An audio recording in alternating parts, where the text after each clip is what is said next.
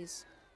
Labour's policies on housing and roads for London and the South East were condemned at its conference in Blackpool today. The Campaign for the Homeless said that Labour promised little to help get people off London streets, and the Association of London Authorities said the party had failed to adopt its recommendation to ease traffic congestion in the capital. From the conference, Jane Ball now reports.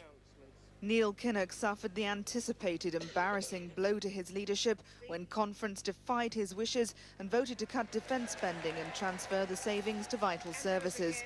It's a vote that's been welcomed by the leader of London's Labour MPs. Neil doesn't necessarily know everything about everything in terms of policy, and I think he should be guided by conference. And there's something else to be said about this, that, giving leadership the occasional defeat, bringing leadership to its knees is a good way of keeping it on its toes. Environment, transport and housing dominated this afternoon's proceedings.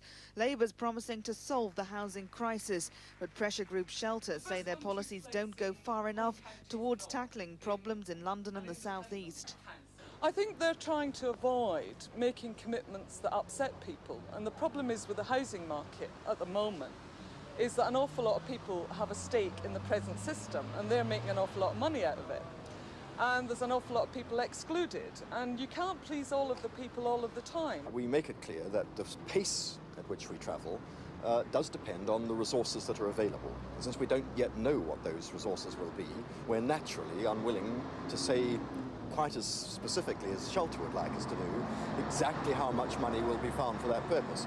But that more money will be found and that changes will be introduced to help the problem, there can be no doubt at all. Shadow Transport Secretary John Prescott today promised big improvements in transport in the South East, but the Association of London Authorities want a commitment to road pricing in the capital, which Labour aren't prepared to give.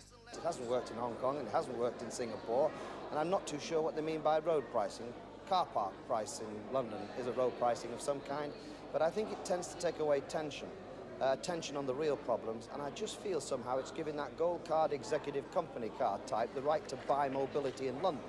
The Labour-run ALA will continue to put pressure on John Prescott to change his mind. This is Jane Ball in Blackpool for Thames News. The best of British fashion is going on parade at the Royal Albert Hall.